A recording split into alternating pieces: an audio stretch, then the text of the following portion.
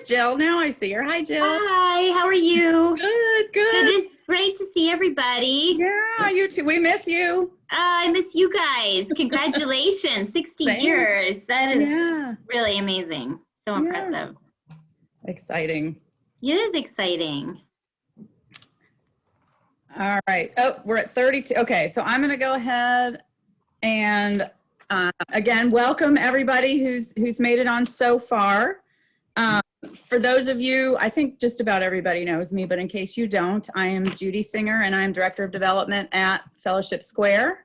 I wanted to just start off really briefly to sort of go over a couple of Zoom housekeeping rules just so that we can all have a great experience and everybody sort of knows what to expect.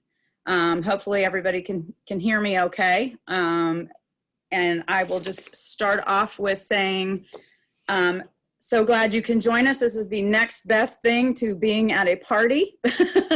So hopefully we'll just act like it's a party and we'll enjoy each other's company like this evening. And we'll enjoy the show. The event is being recorded. It'll be posted for viewing on our website at a later date. Please be sure your name appears in your square. We are keeping track of the guest list just because we like to keep that for record keeping. And because we can't physically check you in, we do have some staff members that are continually scrolling and writing down everybody who has joined us this evening. So please make sure your first and last name show up in your square. In order to do that, if you don't know, you hover over your square and then you'll see the little 3 dots in the upper right-hand corner. If you click that, there you can select rename, and then it gives you a little box where you can type in your full name in this space, and then you click OK, and then that name should show up in your box. All participants are muted upon entry. As we've learned, you can unmute yourself, but we ask that you please do stay muted if you can. We have, again, up to 60 people joining us this evening, maybe more, maybe a few less, but still, it's we already have quite a few of you. And even the smallest background noise can get distracting. So if you could please stay muted, we'd really appreciate it. That said, hopefully most of you know how to use your chat box.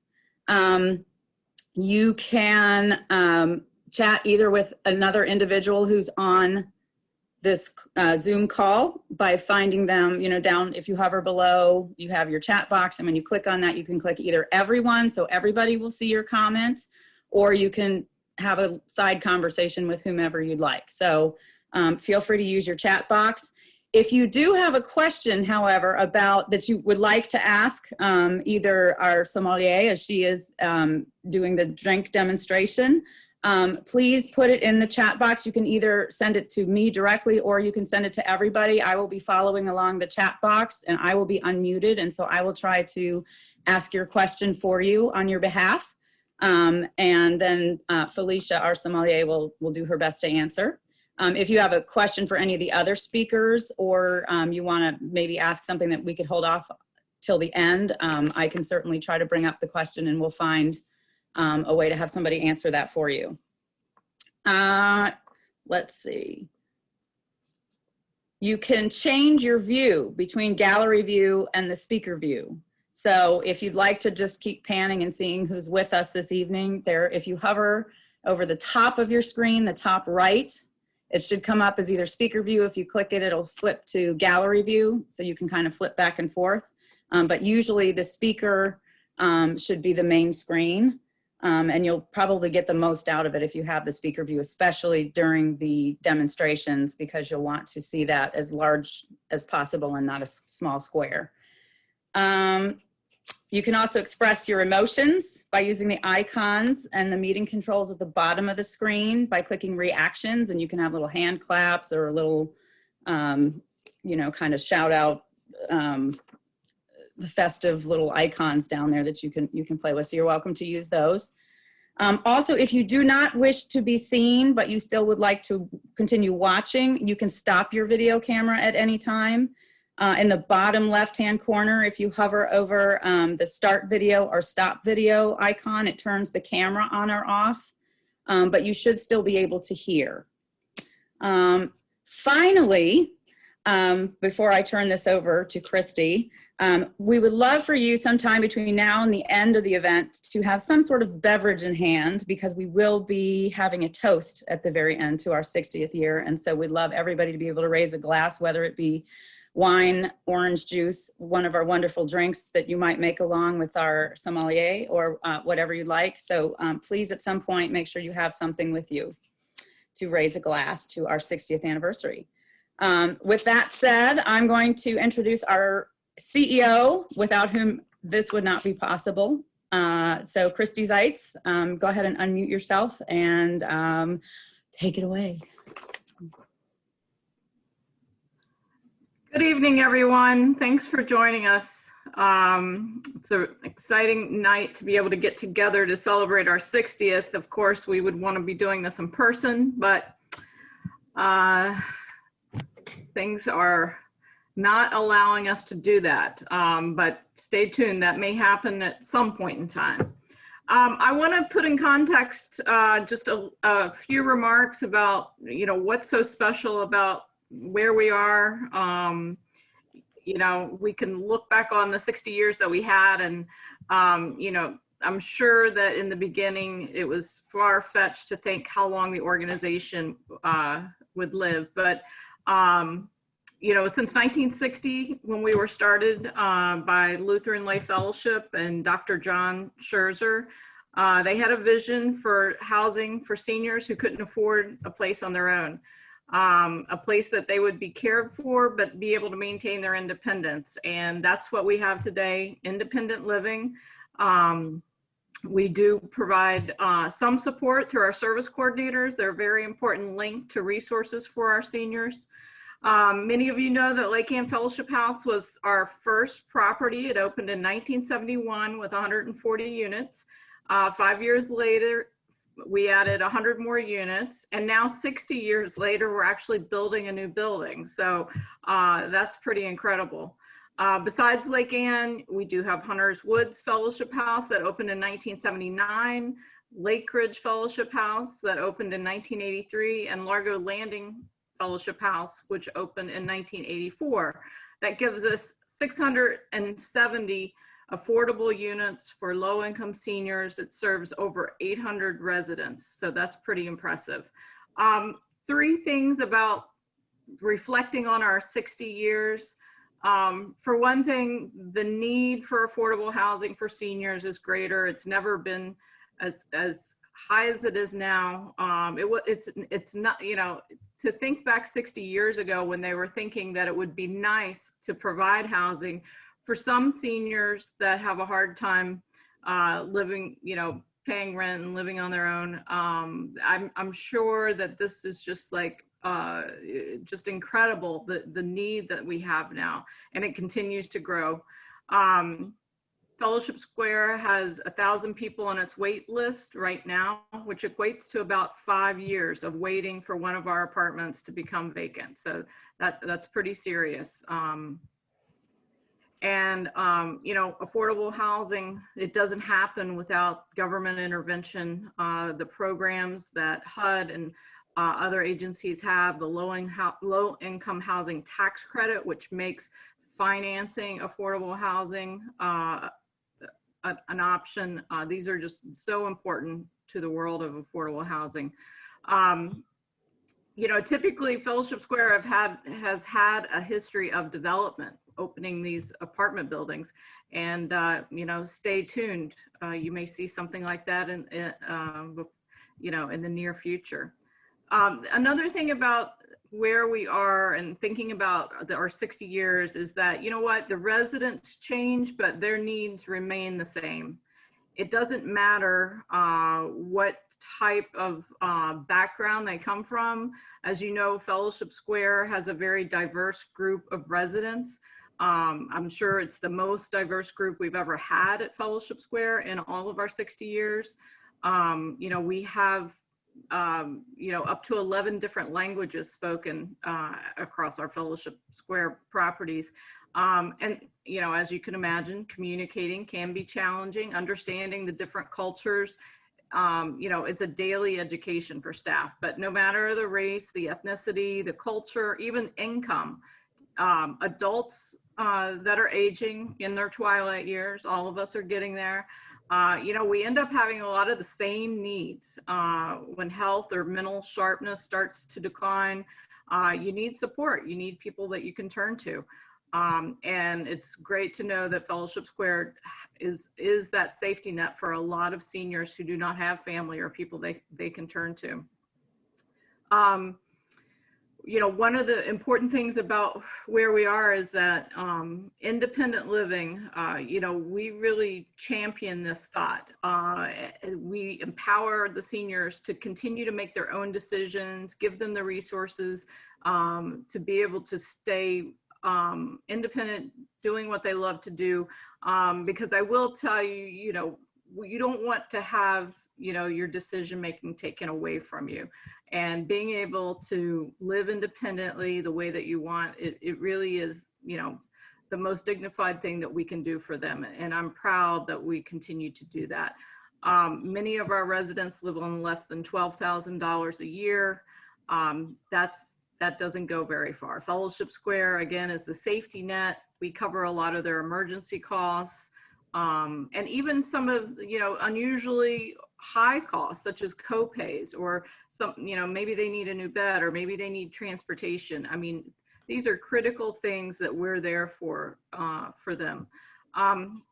Finally, getting to 60 years, it doesn't happen without an incredible staff and dedicated board of directors. We have had some very talented people in our history, some visionary leaders, people who are, you know, give generously of their time. And the mission really doesn't go anywhere unless you have a staff who believes in your mission and has a heart for serving seniors. And that's what we have. We have many staff who've been with us for 10 or 20 years or more because they love what they do. They love working with the seniors that we serve. And our board of directors, they give generously of their time, and with their leadership and support, that's how you get to 60 years. So we couldn't have done it without them. So I really want to say thanks to the staff and the board that are on tonight. It really makes a difference. Let me briefly recognize our sponsors. They are such an important part of this event and wrapping up the year, this crazy year that we've had. It is very appreciative that they have stepped up to support us financially, considering the, you know, the times that we're in. First off, I have to recognize Southway Builders, who stepped up as our anniversary sponsor. This is our top sponsor for the night. Southway is our general contractor for our Hunters Woods renovation project, and they're doing an outstanding job there. And just stepping up to be our top sponsor tonight, I really, really appreciate that. And Jeff Hill is on tonight from Southway, so thank you, Jeff. Gold sponsors tonight, Virginia Housing. I know Jill is here, and Enterprise Community Development. Suzanne is on, and they are our partner on the new Lake Ann House, and you'll hear more about that in a little bit. Silver sponsor is SL Nussbaum, our partner in crime, but not crime. Hopefully HUD's not listening. They're our management team, and they do yeoman's work. I mean, they are frontline workers. They have shown up every day since, you know, even, you know, once the pandemic hit. So I greatly appreciate what Nussbaum's doing for us. And I know that several of them are on, including Steve Boyce. And then a number of our other sponsors. Bizzuto, our general contractor for the Lake Ann project, Chad Law Firm, Cornerstones, a great partner of ours, Graceful Care, JDC, Klein Hornig, Marilyn and Ron Voigt, Minor Feinstein Architects, and United Bank. So thank you very much, sponsors. Greatly appreciate your support tonight. And then finally, let me introduce our sommelier for tonight, Felicia Colbert. Felicia is a certified sommelier with the Court of Master Sommeliers and celebrates her 18th year in food and beverage industry this year. After nearly 2 decades in service, Felicia's resume includes a number of James Beard award-winning chefs, as well as a handful of Michelin-starred restaurants. Felicia loves fine dining, but at her core, she's happily sipping champagne out of a coffee mug. That sounds great. Most recently, she was awarded Star Chef's Rising Star Award for Best Mid-Atlantic Sommelier. So we are lucky to have her. Felicia lives in Washington, D.C. with her fiance, Chas, and her dog, Rhodey. So Felicia, thank you for joining us. Hi, everyone. Thank you so much. Let me just make sure I'm unmuted. Can everyone hear me? Can I get a thumbs up from someone? Yes, great, perfect. Welcome, and thank you so much for having me tonight. I am really excited to be making cocktails at home instead of in a bar. You might have seen me eating a cookie earlier and sharing it with my puppy. He's a bit of a monster, but he's only 10 months old. So if you see him popping his head up, it's only to see if he can get a snack. So I'm going to start with our first cocktail. And actually, when I first spoke with Judy just about this organization and what she was really looking for, she had suggested to maybe have some non-alcoholic options available. And so this is a cocktail that you can make either alcoholic or non-alcoholic. One of my favorites to make at home. So this is, I cutely named it, right? PSL, pumpkin spice latte, hot buttered rum, which honestly is one of the most delicious things that you can make at home. So mostly what you have to work with is butter, brown sugar, and this is just pumpkin spice. You can use whatever brand that you like, or you can go ahead and use cinnamon, nutmeg, and mix it together maybe with your family's secret spices if you have your own pumpkin pie blend. I use the one that comes at the grocery store. I'm not that fancy. So super easy. And I actually have just like a small bowl here because this is something that you can either make for yourself in a single serving, or you can make ahead of time. I honestly make like a tub of it, and then I just keep it in the fridge, and when people come over, it's like a super easy thing to be like, oh hey, do you want a hot cocktail? Especially now, right, with most people coming over, sitting outside, hot cocktails are like the perfect option. So I also started my tea kettle a little bit. I have just like a regular electric tea kettle. It's beautiful because you can have hot water in 5 seconds. So I'm gonna go ahead. I actually probably should warm it up really quickly. So don't mind me. This is like real life Zooming. So I went ahead and I just reheated my tea kettle up. And while I'm doing that, I'm going to show you how super easy peasy this is to make. Since we're actually at my house and sitting at my kitchen counter. And we're going to take the butter, and I actually already have a little bit in here because I'm not going to lie, I drank a hot buttered rum earlier because, why not? So I'm just going to go ahead and mix my butter right in there. I left my butter out at room temperature. We're room temperature butter people. Butter is pretty stable. We also live in like almost 100-year-old house, so our house is quite chilly. So we leave our butter out, and it's generally at a pretty good consistency. Once I kind of have my butter just smoothed around a little bit, I'm going to take some brown sugar. I like to use equal parts brown sugar to butter, and I use light brown sugar. My mom did this same recipe with coconut sugar. She's like, health-friendly lady.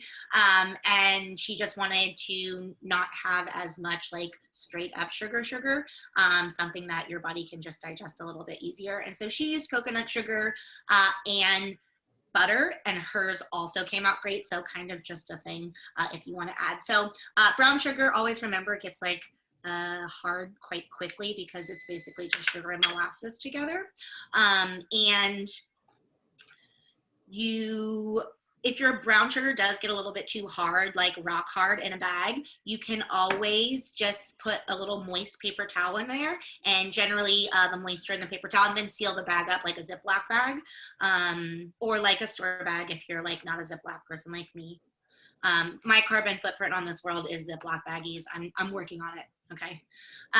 So you can just put it in there, and then the moisture from the paper towel will get you your brown sugar a little bit easier to use. So then last but not least, I'm going to take my pumpkin pie spice, and I'm just going to mix it in there. This is, like I said, something that's shelf stable-ish. Keep it in the fridge, you know what I mean? And something you can literally just whip out super easy peasy. You do want to make sure that if you are keeping it in your refrigerator, though, that before people come over, you're just letting it get to room temp, because it'll be really difficult to scoop. Also, when you have your hot water, you will have ice cold butter, and it won't melt as easily, and will make your drink kind of a little bit cold, and you don't want to do that. Felicia, we've had a couple questions really quick, as I'm just going to interrupt you really quick before you go the next time. No, I have to grab my tea kettle, so it's a great time. Okay, I'll ask while you do that. So one of the questions is, will the recipes be shared later? I know that we had shared an ingredient list with everybody so they could pick up stuff beforehand, but I think people are asking about the amounts. Yeah, so here's the thing. I mean, I'm happy to share any recipes, but I honestly wanted to create cocktails that any person could make at home. Like, this is not like Top Chef, you need to measure it, right? Like, butter comes in a tablespoon. Whip out a tablespoon of butter. If it's 2 tablespoons of butter and 1 tablespoon of brown sugar, or if it's 2 cups of butter and 1.5 cups of brown sugar, you're not ruining anything. You know what I mean? Like, so always happy to share, and we can make an easy peasy list for you guys with some, you know, easy step-by-step directions. But always remember that, like, the reason that I chose these specific drinks were because I know that we're all at home right now. Some of us are entertaining, some of us, other people, some of us are entertaining ourselves. I don't have children right now, thank Jesus. And if you do, and you're like trying to do schoolwork and other things, you got a lot going on. You don't have time to like shop for a million different ingredients, go to this store, go to that store. So I really try to use a lot of ingredients that you can find right at your house that you probably have on hand right now because it's the holiday season, and using things that don't require, right, anything other than this is what my preference is. And so we're happy to do that, but always remember that, like, knowing what you like is the most important thing, and all of these recipes can be adjusted to your flavor, because I'm mostly just taking sugar and water and juice and like mixing it together. Right. That's awesome. So if you don't mind, though, there are a couple of us that could go anywhere from a tablespoon to 6 tablespoons. So for those of us that are a disaster in the kitchen, if you might, while you're, you know, taking us through, give us just sort of a general guideline for each ingredient. Sure, absolutely. That would be helpful. So for I can actually tell you exactly how much butter I used behind the scenes, right? I used, for my butter, I used 1, 2, 3, 4. I used 4 tablespoons of butter, right? And so 4 tablespoons of butter, right? And you're going to see in 1 second, this mixture, you're literally just going to take a scoop of it like this. Taste it. Right? It's butter and sugar.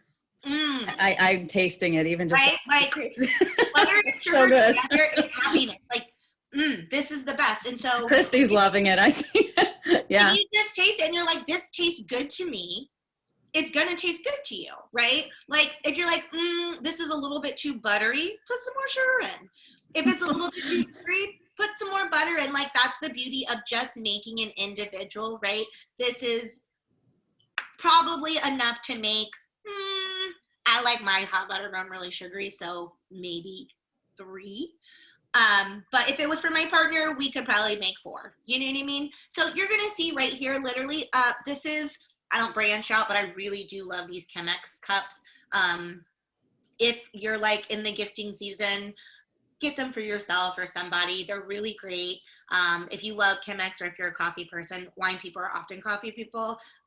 They're just a really great thing to have around, and they self-insulate. So it looks great, and you have this glass that stays warm. So, right, I put that much butter in. That is probably a tablespoon. I know that's not enough for me because it's not sugary enough, right? Like, I love hummingbird juice. So for mine, I'm also going to probably put, another little bit. Now, knowing this, like at my house, I would customize every person's drink because I only have people in my home who I like, and then I know their preferences. And so, like, I'd be like, okay, my sister wants hers slightly sweeter than mine. My fiance wants his not sweet at all. My mother, well, I'm going to bring her the sugar thing on the side so she can decide, because sometimes she gets in a mood, right? And so it's really something super easy that you can make. You can store in your fridge when people come over. You can be like, oh, hey, do you want to come by for a quick drink? If you are not feeling like drinking alcohol, this is when, right, you include your apple cider, right? This is apple cider from the farmer's market. It's super delicious, and it's just, I love juice. And so I know also that this apple cider is sweet, right? So I don't want to put a ton of apple cider in there. So I'm just going to put a little bit. And by a little bit, I mean like a little bit more. So What I about a have cup? quarter cup, right, of 3/4 apple cup. cider in there. And because I don't drink at home generally, I'm like the sober som. Which is why I generally always have a non-alcoholic version of something available. But I'm going to make this for myself. So I made mine super sweet, and I made mine non-alcoholic. Now, if you are a person who enjoys alcohol or wants to include alcohol, right, go to your shelf. Here, when I make this for friends, I'm actually going to grab my rum. Give me 1 second.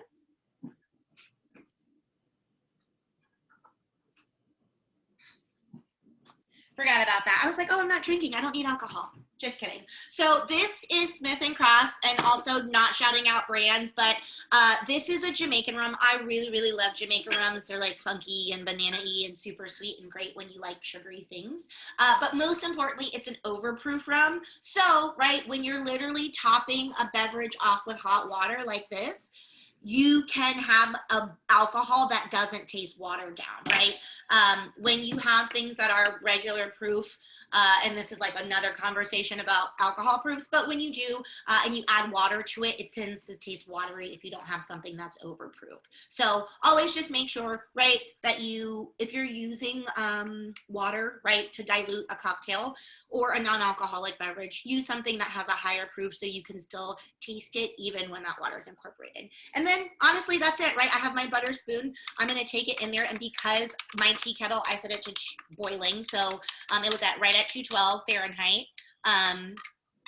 It literally is just melting all of that stuff in there, and then you get like this super delicious, I'm not going to spill it, but you get this super delicious kind of buttery creaminess on the top, and it tastes good. It's really delicious.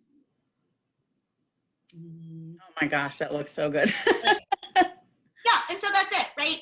Easy peasy. And you saw, if I had a bigger glass, I probably would put a little bit more water in, like brown sugar, butter, pumpkin pie spice, or honestly cinnamon. Sometimes when I'm feeling real fancy, I put whole vanilla bean, caviar, and then whip it together, keep that in the fridge, and then bring it over to your neighbors. Be like, hey, do you want to sit outside and drink something? Because it's getting cold, and having a hot beverage is great, and you can make it non-alcoholic for the kids and stuff or whatever. Also a really easy project if you do have children to make with your kids, because people can just when my niece comes over, I give her a plastic glove, and instead of mixing in a bowl, I just let her squish it up with her hands, right? Everybody's happy, everything works out, and then you have something for everybody. So cheers. I guess that's it. Yay. All right. Perfect. Right on time. Thanks, Felicia. So we're just going to quickly, before we'll let Felicia kind of clear her kitchen counter for the drink number 2. And in the meantime, we have a video to show all of you. This video is really sort of to bring you all up to speed on our 2 big projects that we have going on at the moment. Christy talked about them a little bit in her remarks. Our new Lake Ann project, which is in partnership with Enterprise Community Development.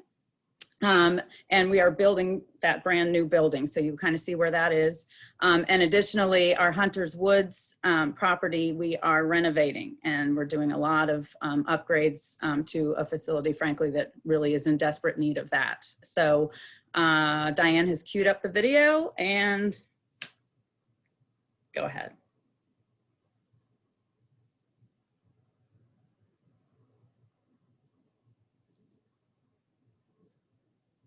Except we're not getting the sound.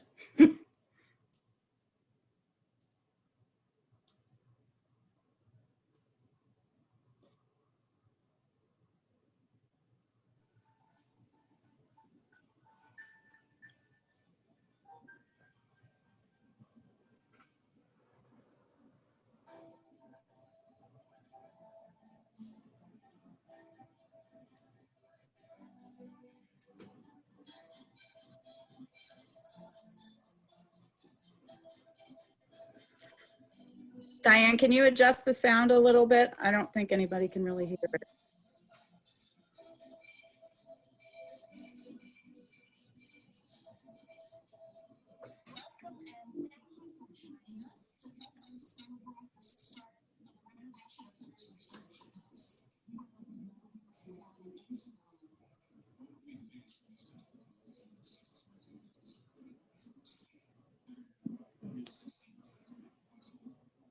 Is anybody hearing it? No. Diane, you know what? Maybe let's stop it and see if we can start it over because it's really hard to hear if we can't. Got a lot. Something always goes wrong on Zoom. Let's see if we can. Let me try increasing my speakers all the way up. Okay. And let's try this again. Actually, I have it. You want me to screen share? Sure.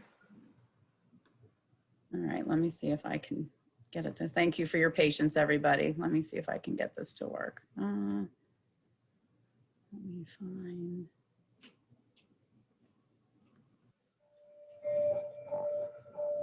Can you hear it? You can't hear it? No. Hey, Judy, if you go to over where the mute button is, there's an arrow, and if you click on that arrow, there's an audio setting, and you can increase the volume. That might help. Okay. It's the output level that you want to adjust. Do you see where I'm talking about? So go to the mute button. If you go, there's a little up arrow to the right, and you're going to audio settings, and then you're going to click on the output level. You're going to want to increase your output level and see if that works. Ah, okay. All right, stand by, everybody. Let's try this again. Normally I pretend to be a doctor, but tonight I'll pretend to be a tech. Hey, whatever works, right? Yeah, we'll In the take it. meantime, everybody have your drink and we'll get this figured out. We have a sweater contest today, so I'm also Santa Claus, so I'm Okay. wearing multiple hats tonight. All right, let me try that then. Let's see if that works and if everybody can hear it. All right, can everybody see my screen? Yep. Can we hear it? Ooh. Faintly. Still no, huh? Very faintly. Very faintly. Then I got nothing. Oh, I relinquished. Judy, try muting yourself. So the screen share controls. No? Makes it worse. Yeah.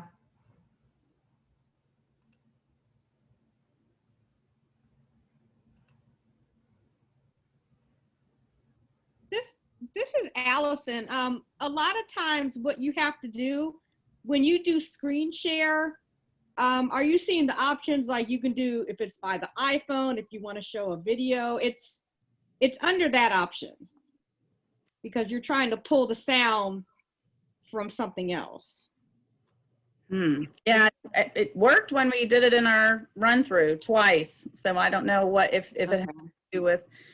Well, we may just switch, and if Felicia's ready to go into the next drink, what we'll do is we'll have it posted on our website shortly. And so afterward, when we send everybody a thank you for attending message and happy holidays, you can check our website and we can have it up there for everybody to see. So why don't we just move on and let's have Felicia, if you want to, are you ready to start drink number 2? Okay, and you're on mute, so you want to unmute yourself. Yes, of course. All right. All right. I hope everybody really goes back and watches the video. I watched it. It made me tear up. It was a really sweet video. I really felt like you guys put like a lot of hard work into it. So I hope everybody gets a chance to go and watch it because it was I was introduced to this organization through a friend, and she didn't really tell me anything about it. And the video really like goes in to talk about like the facilities and shows like the whole like beginning. And there's like this really sweet lady, and she like English is not her first language, and she's just talking about how she's just like so grateful. And quick anecdote, since we have some extra time, my sister and I my whole family lives up here in the Northeast, and my mom lives in Florida because she went there for a job, and she ended up staying because now she has arthritis. And so we're up here, and my sister and I are both engaged and like starting this whole life. But my mom has this whole community of people, like her people at the post office, her people at the pharmacy, like the special pharmacy, not like CVS, the like, you know, local pharmacy where they like come to your house and like go inside and like give you your drugs because they know everybody in Florida is old. And it's just like having a community is so important. It's like, it's so important.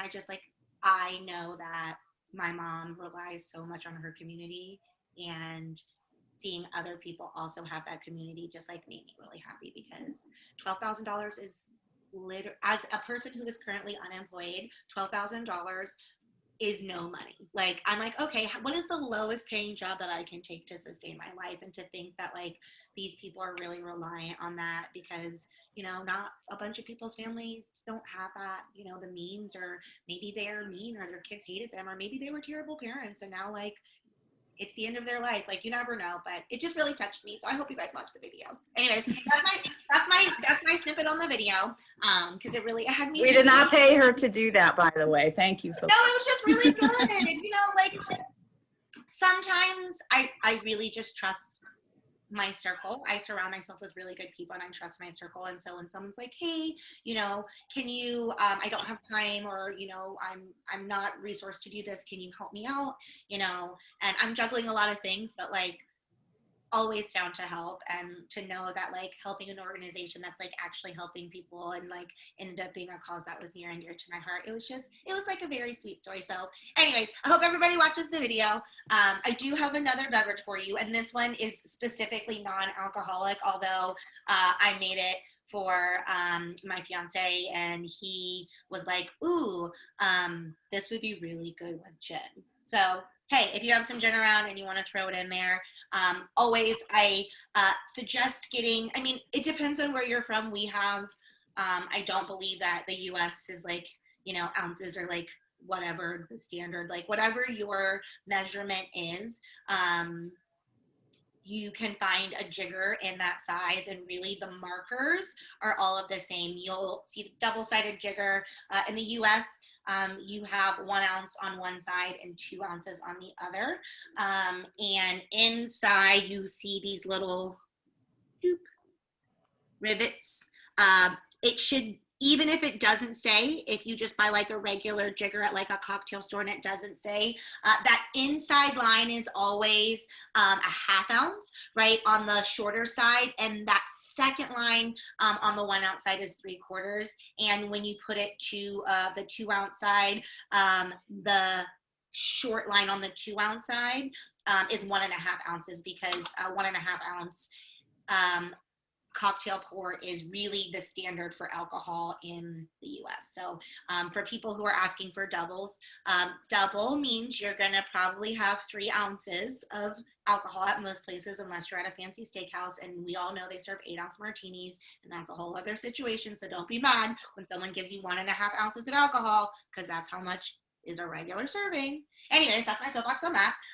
Yeah, so 1.5 ounces, right? That is the standard pour, and it's really easy to do. So most recipes are based off of that, with the exception of martinis, which are 2 ounces, and that's why they're alcohol and alcohol.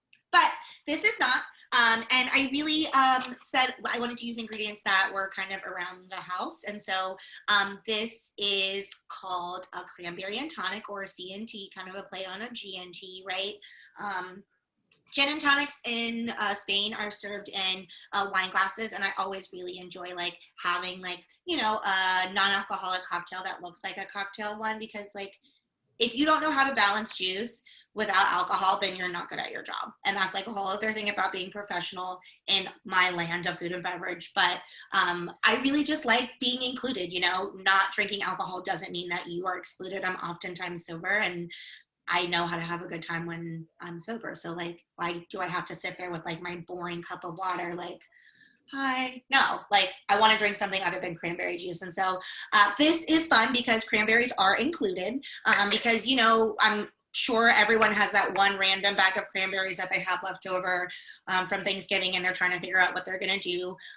Or maybe you're like me and you really love Ocean Spray jelly cranberry sauce and there is no better cranberry sauce and you will eat that until forever. So you don't have cranberries, but for those of you that do, you're going to take your cranberries.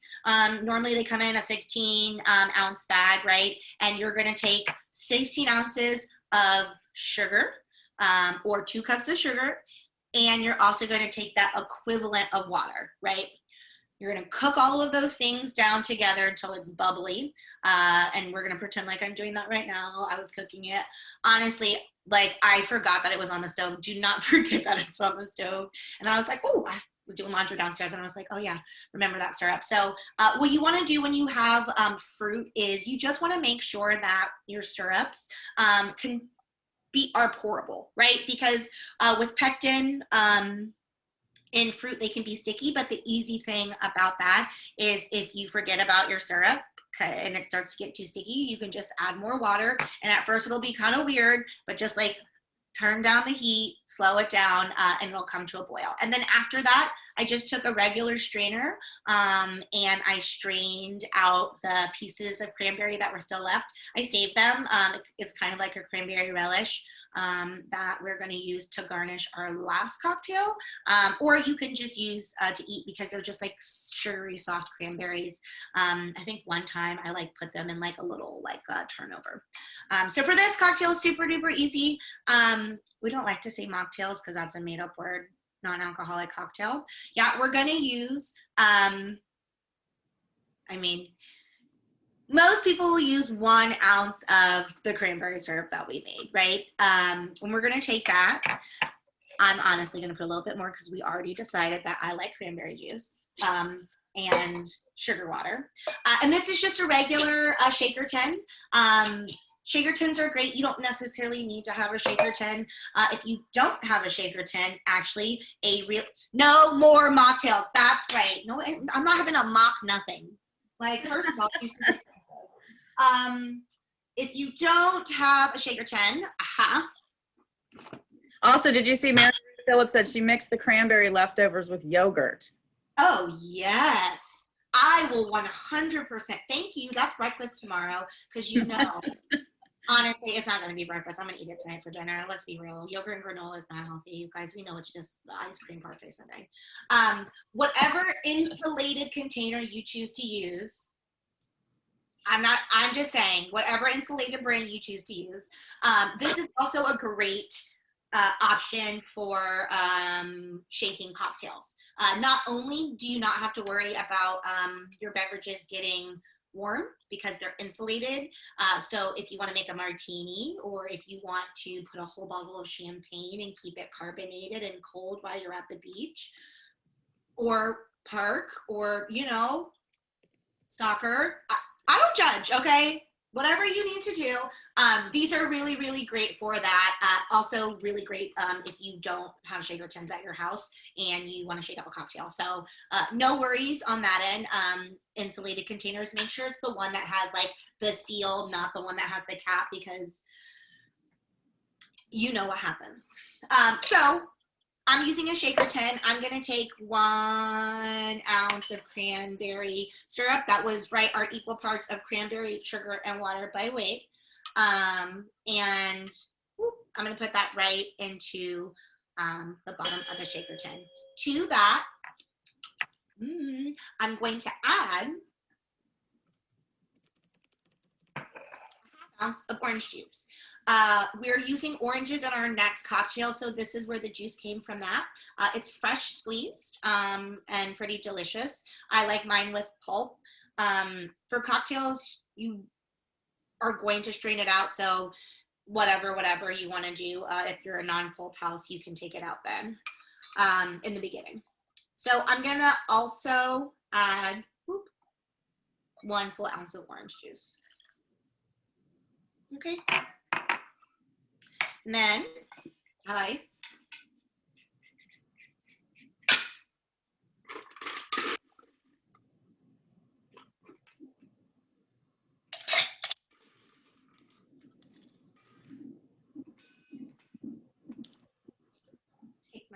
ice in my shaker tin. And as I said, this is going to go into a wine glass, so I'm gonna strain it right now. And honestly, I always feel like people are like, oh, you know, when people shake, they're like, look, what, like, shake however you need to shake, especially if you're at your house. If you're down here like this, like, who is there to Music judge in you? the background, Who is maybe. there to judge you? Like, the only person who's here and thinks I'm crazy is Rhodey, and guess what? I feed him, so he can think whatever he wants. But there's a lot of videos on how to shake.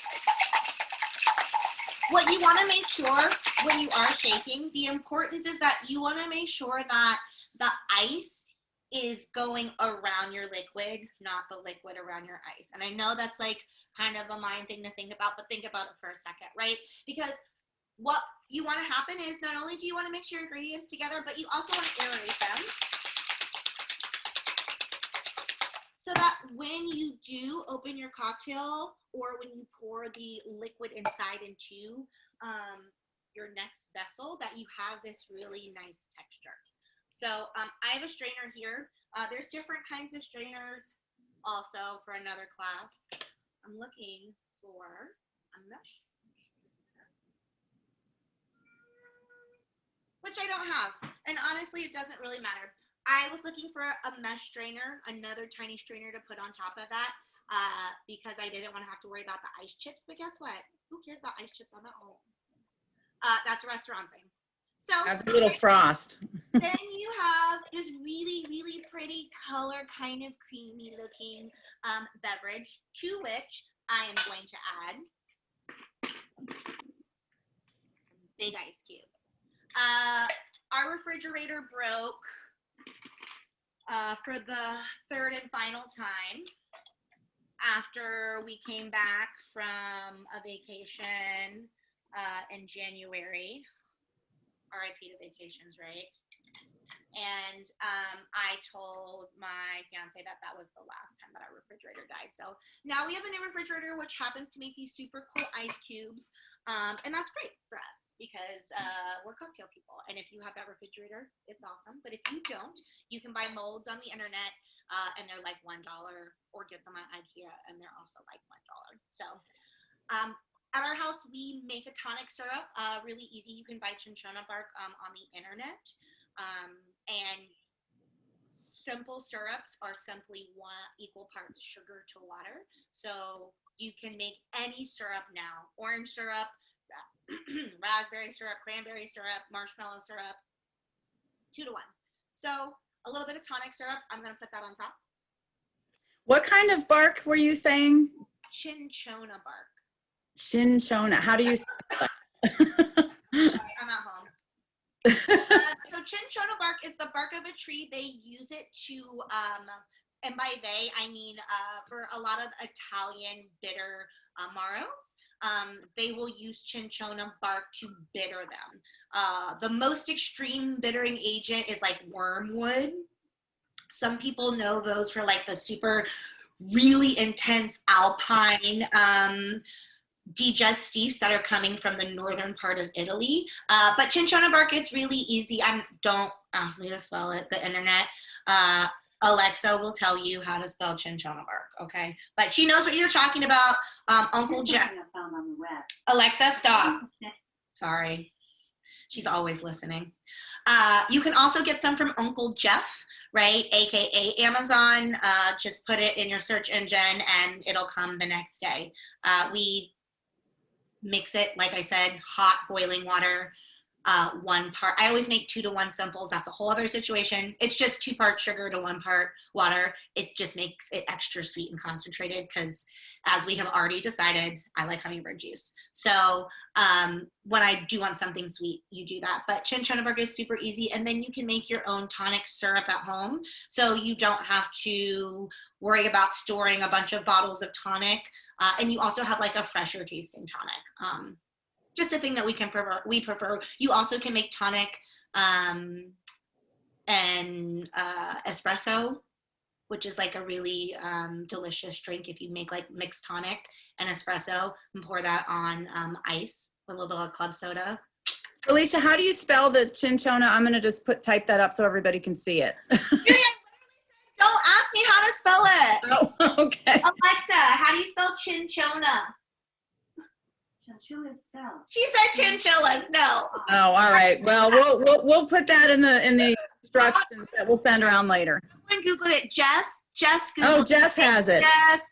Jess to everybody. So, as we are wrapping up, I'm just gonna top this with soda water that I made at the house. We're sparkling water drinkers, and then I don't know. I have some herbs over here. Herbs are nice. Put some herbs in there. I put some rosemary, some thyme. I really like garnishes. I'm like really obsessed with having a lot of garnish. And so, right now you have like this super delicious, like non-alcoholic kind of tart. I would also maybe put an orange slice in there. Yeah. Ooh, the tonic syrup makes it so delicious. And the thing about tonic is, like, if you don't like tonic, then don't put the tonic syrup in there, right? You can easily, I'm gonna grab a knife from our knife thingy. You can easily modify this, right, to make it whatever you want. Like, now you know how to make syrup. You can make syrup out of anything. I should probably get a cutting board, but guess what? No one's here to yell at me. I'm the chef in the house. I actually went to CIA, so I'm the person who yells about things, but we're all good there. So I'm actually going to squeeze a little bit of this orange on top too. Cool. So super delicious, right? That's beautiful. And also, if you want to put a straw in there, you can do that. You can like just really do whatever you want. And like I said, if you want to add alcohol, just throw gin on top.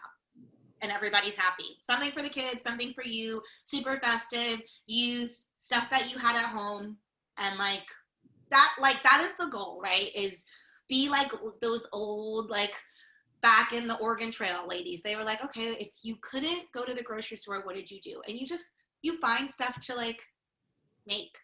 So use what you got. Cheers. I think that's Perfect. Yay. Thanks, Felicia.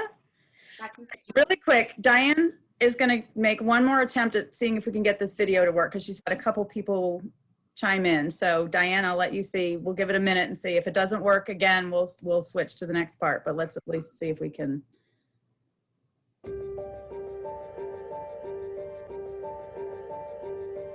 Is everyone hearing it? Thumbs up?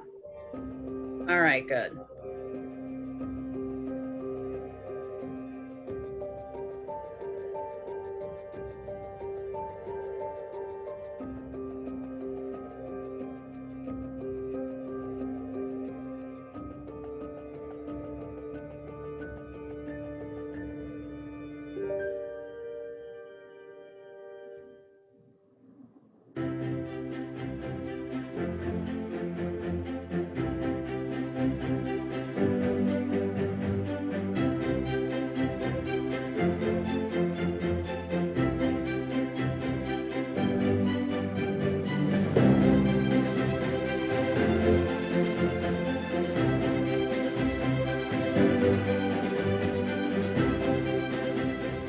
Welcome and thank you for joining us to help us celebrate the start of the renovation of Hunters Woods Fellowship House. We are going to be modernizing the building inside and out. What will be the biggest impact for the residents is going to be two things. First, they're going to have new systems. They're going to have much more comfortable air conditioning systems. We are changing out the heating and cooling element that's in their apartments. That will be completely replaced in every unit in the building.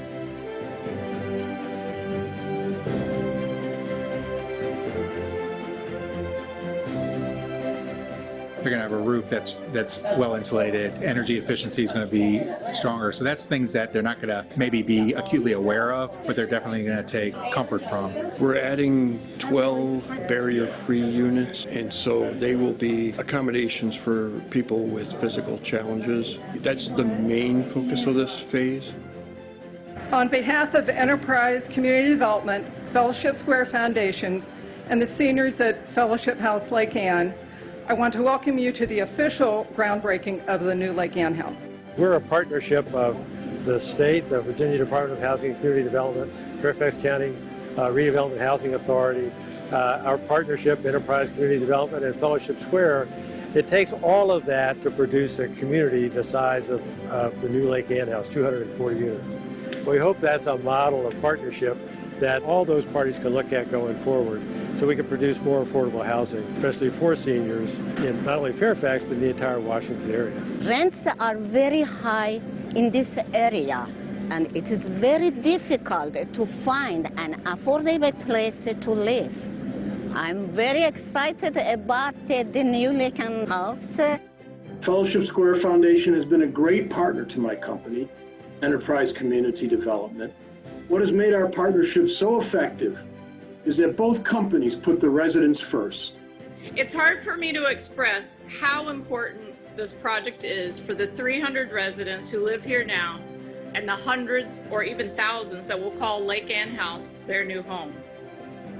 Were it not for developments like this, many seniors would be unable to find a decent and safe place to live at a price that they could afford, especially with nearby amenities like shopping centers, a hospital, outdoor space, and a convenient bus route. I'm very, very happy, and I can't wait until it is ready.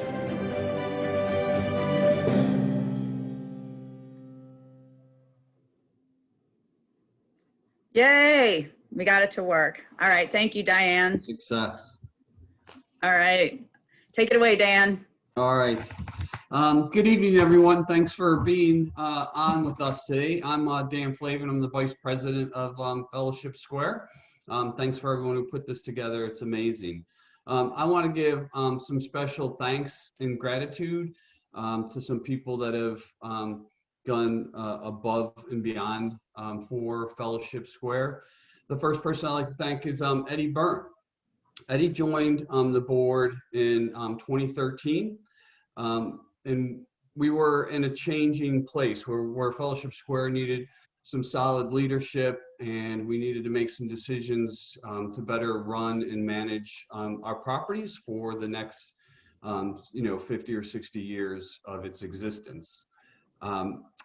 Eddie has been instrumental, and as you saw, how big of a project that Lake Ann project is. The rezoning, and this has been, this has gone on for years, since 2013. We have attempted to find a decent way to redevelop, to keep all the units for everyone, for all the things. And he was able to find, with everyone else, some good partnerships and write some really good, and negotiate some really good contracts. And as you heard Eddie talk about all the different partners that are involved in that project, it is significant, right? I see the words on the page, but it's hard to express how big those contracts are and how complicated that stuff is, right? And I would take a quick second to thank Renee for all that too, because she was another powerhouse in that. So Eddie has done some great work for us. When you think Eddie, you think special committees, executive committees. For myself personally, sage advice. We'll have conversations, and Eddie will listen quietly, and then he will speak. And whatever he says, it's absolutely amazing. It'll be what I call sage advice. So there will be wisdom in it. It'll be a calm wisdom, and I'll miss that, right? As part of, as I go from vice president to president, I will miss that from you, Eddie. So Eddie's background was in land use and planning, which was nice, but it was not affordable senior housing. So he had, he joked that it was like taking information in through a fire hose, but he did it, and he did it well, and he did it as a volunteer.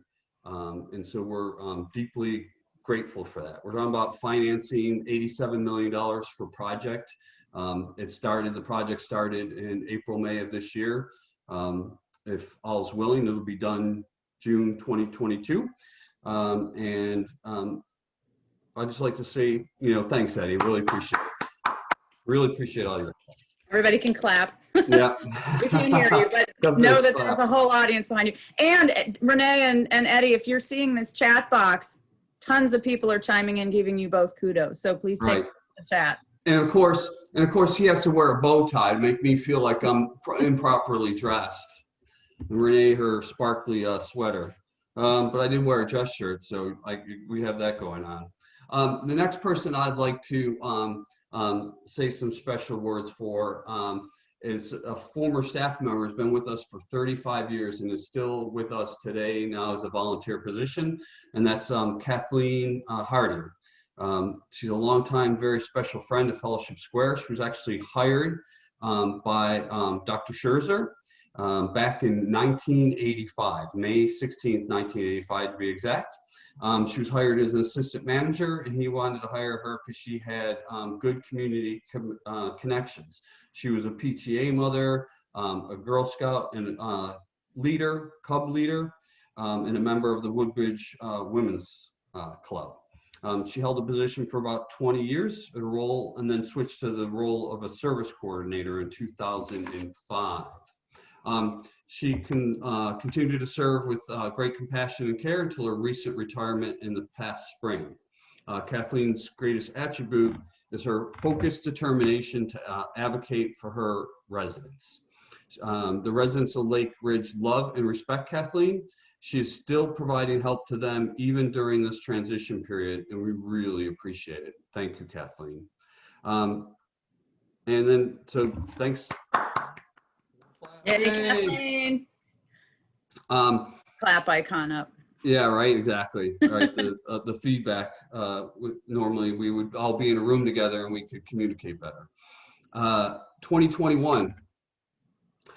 I'd like to acknowledge past Fellowship Square presidents and current. Actually, we'll start with the current one. Carl Jenkins is our our current president of Fellowship Square. Thank you, Carl. Eddie Byrne, there he is again. He's in his many positions that he's held. Another one was president. Renee Jacobs, our first female president. Thank you, Renee. Charles Chuck Wortman is also a personal friend of mine. I don't know that he's on today, but a great guy, was a banker. And David Hartman, who has been was on the board and again integral part of our organization for so many years. Another person who when he spoke I listened and really appreciated all his great advice. And of course John Scherzer, Dr. Scherzer, our founder. A few more important people to note. Christine Mata, service technician at Lake Ann for 17 years.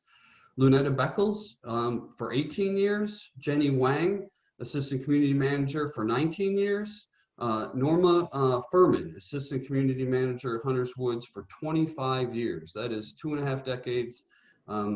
Thanks, guys. Thanks for staying with us. Thanks for keeping your experience and your knowledge with us. It makes our organization a better organization, a better place to be, and it certainly is so much better for the residents to have a steady leadership and steady management. That's it. I think we're back to Felician. Drink number 3. Hi, I'm back. Hi. Eating another cookie. I'm eating cookies for dinner. I'm like, nobody's home. There's nobody here to judge me. I've been talking about all these like big brands. I ordered these cookies. There's this really small bakery out in Frederick, Maryland called Sweet Maddie's. And they make these brown butter toffee cookies. Hold on, I'm gonna show you the cookie. They come and they're frozen. And like, look at this cookie crumb. Like, you know, this is crunchy on the outside and chewy in the middle, and then right in the middle right there. Yes, that is toffee. Don't you see these crumbs on my face? It's the best cookie I've ever eaten in my entire life, you guys. I started in the back of the house. Like, I went to CIA. I've worked at all the Michelin places. I like to eat. It's my eating and napping. It's my favorite thing. I want to be a panda bear. This is the best cookie I've ever had. I'm not going to tell you that you don't have to pay next day shipping on these cookies. I'm just going to tell you that they're the best cookie you've ever had. I can't speak to all of the other flavors, but the brown butter toffee, Sweet Maddie's in Frederick. That's my little plug. If you want to give somebody literally the best cookie, and I'm willing to I'm willing to bet about a bunch of cookies. So anyways, I'm just saying, I love cookies. So on that note, another cocktail. This one, honestly, I went with an old fashioned because it's actually the most popular cocktail in DC. Every single program that I've run, I just went from running like a giant hotel program, and you have to have an old fashioned. Like people are just like, I want an old fashioned. You might as well make it on tap. The thing about old fashions is that they're just alcohol. So they're pretty shelf stable. So if you want to like make a bunch of old fashions for a party ahead of time, it's great. The most important thing though about an old fashioned is proper dilution, because you don't want to be too boozy. And knowing the ratio, because then you can switch it up. So old fashions, right? We talked about 1.5 ounces of alcohol. So typically an old fashioned is bourbon. Tonight I'm using, or you can use rye, whichever. I'm using Old Forester bourbon, or honestly, you can use cognac too if you want. Always remember that cognac was in popularity in the States way before bourbon and whiskey were. But then phylloxera, right, the root louse that like wiped out all the vineyards, took out all the grapes, and so they couldn't afford to use like what little grapes they had left over to make cognac. So like then whiskey became popular. But little history lesson on that. So if you prefer cognac, go for cognac. Like I love cognac, it's delicious. But I'm using Old Forester because it's like, I don't know, I looked on the shelf. We have a lot of spirits here. We are collectors. And I was like, what's around and kind of sugary and won't be missed? So I'm using Old Forester. If you want to use something fancy, like you're at home, like it's 2020, drink every single thing that's fancy, just drink it. Like what? For what? Like, what are we hanging on to things for? If you got it, drink it. Like, my friends are getting part of their inheritance. People's parents are just like, you know what? Just buy a house. Go ahead. Because what else are we going to do? So if you have fancy stuff, like, we are down to drinking champagne every day. But I was doing that anyways, but like the good champagne, you know? So old fashioned, super easy, right? You're going to have, you can also use 2 ounces, like, you're at home, no one's going to judge you. But 1.5 ounces of bourbon, and then you have your sweetener. Most people are familiar with, right, the Midwest old fashioned with your muddled orange and cherry. That is not in fashion anymore. I'm not going to judge anybody for that hangover surprise. Like, do you? Like, but if you go to, right, a more classic cocktail bar, if you go to a super fancy place, they'll take Angostura bitters, right? Your most classic bitters that you can find in the grocery store. And they'll put that on top of probably 1 or 2 sugar cubes. They might even ask you how sweet you like it. They'll muddle that with a little bit of water, right? And then they'll mix your bourbon on top, and then they'll turn that, they'll dilute that on ice. And so classic old fashions, right, are 1.5 parts of, or 2 parts of alcohol to half, right, sweetener. And then you garnish that with a cherry. And you can either also garnish it with an orange or express an orange, right? So you have sugar, cherry, orange, booze. That's an old fashioned. What we did was we kind of switched it up because we have some holiday things going on, right? So we had some extra oranges because we always remember that citrus season is in the winter time. It's cold, but we have citrus, which is the best, right? So it's kind of weird that you get citrus during the winter time, but you do. Rhodey, stop. Sorry, I'm sorry, y'all. We got him too many new toys. So for this recipe, I wanted to really show you guys how to make something that's super easy and a lot of cocktail mixologist people do.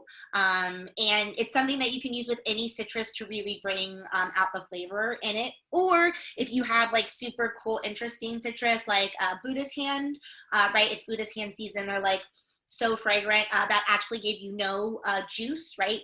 This part, only pith, which is where all the flavor is. You can use this process called making an oleo for things like that. So oleos are just simple syrups that are enriched with the essential oil of the fruit. So to do that, I took, this was like a really easy vessel for me because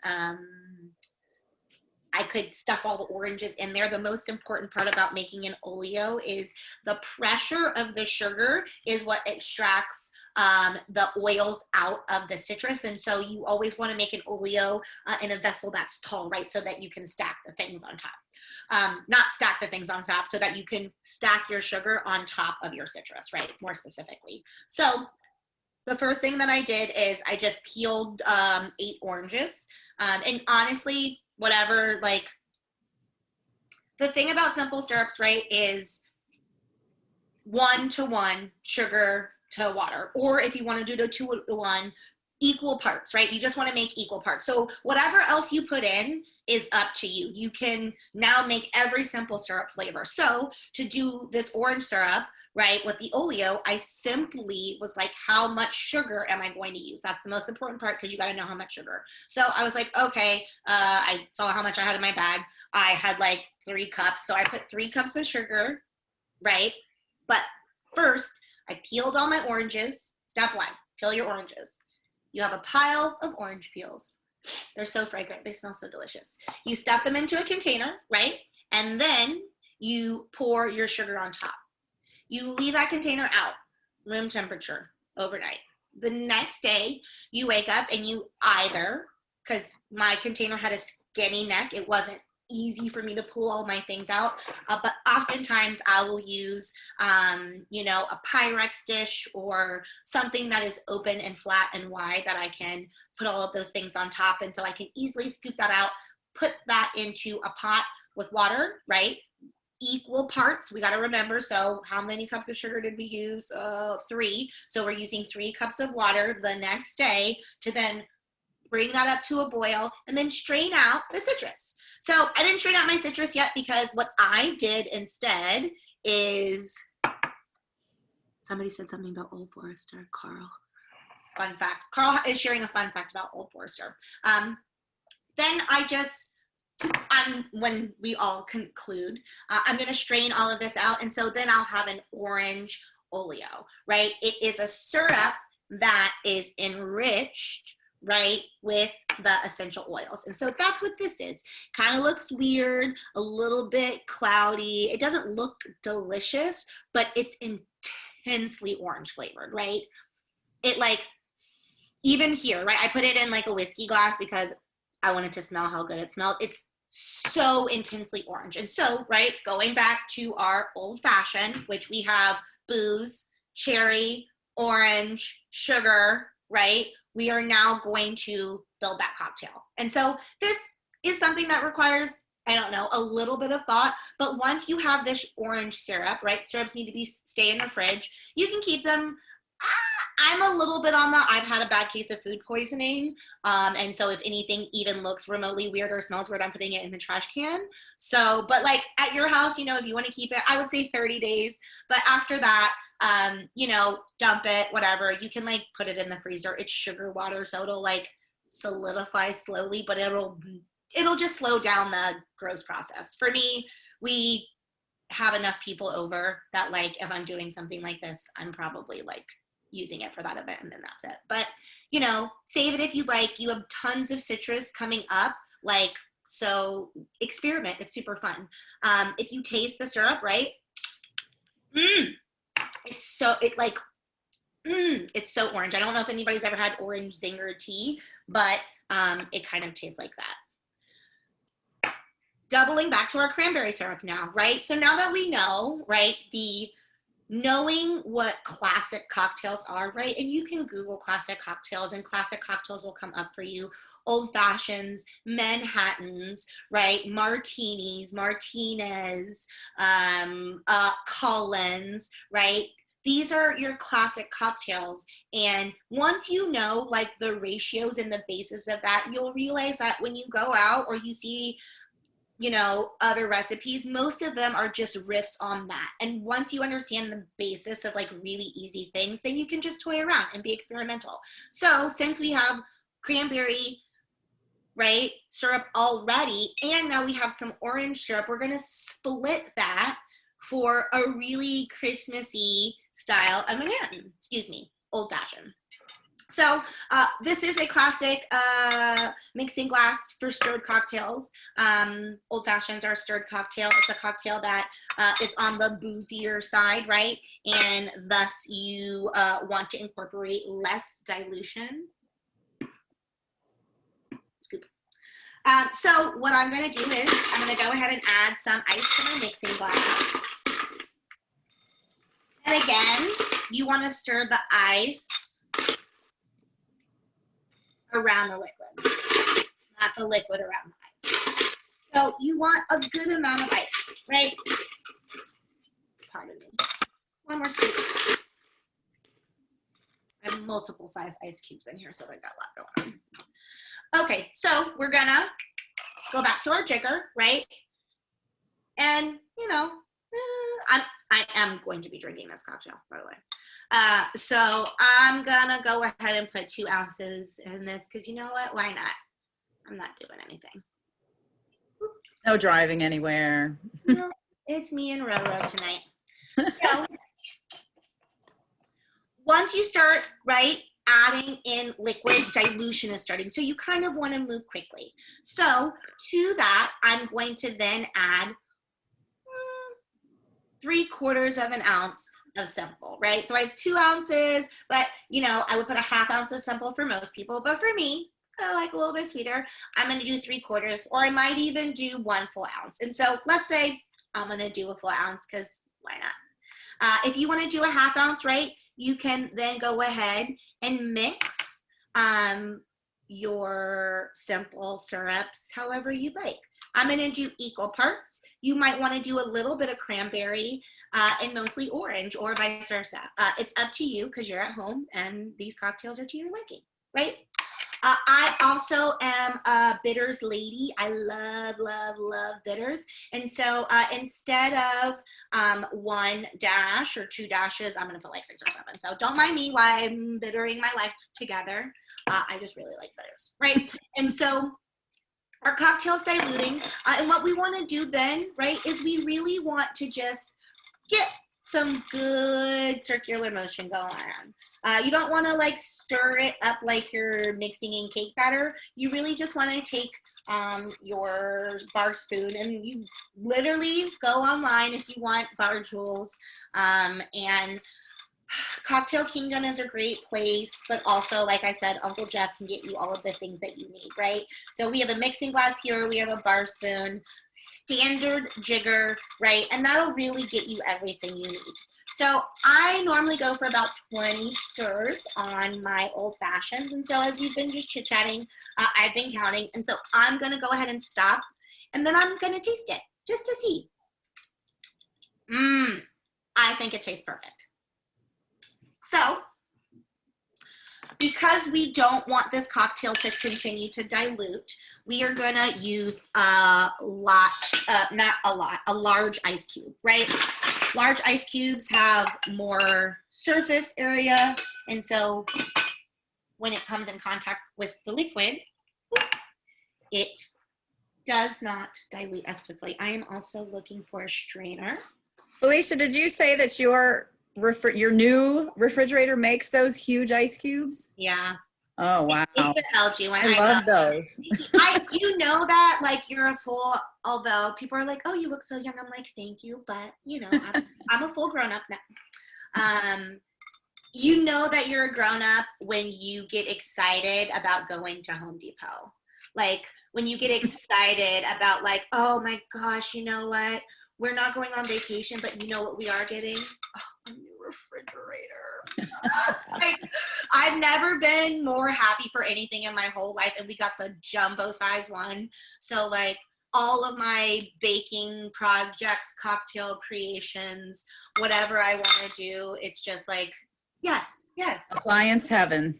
It's really great. I'm not sad about it. So we have our cocktail here, and now it's up to you because at this point, right, you don't necessarily need to garnish with anything, because instead of cranberry cherry, we put in cranberry. So if you don't want to garnish with the cherry, which is the traditional old-fashioned garnish, you don't have to. But I need the cherry because the cherry in the old fashioned is the best part of the old fashioned, if you ask me. You just drink the liquor so you can get to the cherry. And I do have fancy cherries, right? The classic Italian maraschino cherries. And the thing about it is, it's like, this is what I think. So like this jar of cherries is like $20. And I know people are like, oh, $20 for a little jar of cherries. And I'm like, yes. But there's like a lot of cherries in here. Like, if you only buy cherries once a year, don't you want the best cherries? And honestly, I don't know, what do regular cherries cost? $5? Is $15 worth you having the best thing versus the worst thing? Like, that's such a, I don't know. $15 is worth the margin for me. So do what you want, but I'm like, when people are like, oh, that's so, like, I'm a condiments queen. Yes, we're going to spend more money on the condiments because guess what? I have to eat it, and I want to do the best things always. And if I have the opportunity to do that right now, like, God, guys, it's 2020. So buy the expensive cherries. If you take away anything from this, I want you to take away, just buy those expensive cherries. And you're getting you refrigerate them. No, you do not have to refrigerate them. These are the classic Italian cherries. And so, like, literally, like the cherry juice, like, look at it. There's so much syrup in here. Like, no, they're shelf stable. They're 1,000,000% shelf stable. And then, like, look at that cherry. And also, when you eat the cherry, it tastes like a cherry. It has tartness. It doesn't just taste like mushy. Actually, I'm gonna eat one right now. They're so good. It's worth it. Where do you get those? I bought these cherries at Eataly in New York, but honestly, go to a liquor store or go online, and you can just search like classic Italian maraschino cherries, and like when you see the price, you're gonna be like, ah! But like, don't buy the big jar. Don't buy the $45 jar. Buy the $20 jar. All right. Otherwise, it's $20 plus a trip to New York. It's right. I mean, I'm going to New York this weekend, so, you know. Oh, should we play but I mean, like, you got to pay the COVID fee, so just buy them online, because, like, really, if you have to go into a store for somebody, like, you have to charge for that. Yeah, you do. So I think that's it. Yeah, this is my last cocktail. I'm gonna try it. All right. Thank you, Felicia. Everybody, let's give Felicia a hand if you want to give her a little round. I know you can't hear it, but everybody's applauding you, Felicia. I was applauding for everyone too, and I'm so glad everybody got to see the video. Thank you. Yes, and that was just fantastic, Felicia. It's wonderful having you. Yes, I'm hanging around. So if anybody wants to throw any questions, I will be around till the end. And Lindsay just mentioned a nice comment too. She said you don't have to refrigerate bitters. So anyone who this is, if you drink bitters, you can get drunk. This is alcohol. All right. But always refrigerate your vermouth, please. Okay. Note that, everybody. So I'm going to, we're going to wrap up. I'm going to have Carl go ahead and give us a toast. So I hope everybody, if you didn't make along a drink, because I know it's more fun to just watch, and then we'll all go try botching things up on our own until we get it right at a later time. But if everybody has their glass with them, I need to make one quick plug because I wouldn't be a good development director if I didn't. If any of you would like to make a donation, please visit our website, www.fellowshipsquare.org. And there, of course, is an opportunity for you to give if you'd like to do so, especially in our 60th year, which we certainly would welcome any support you might wish to give. And with that said, Carl, I'm going to send it over your way. And take yourself off mute.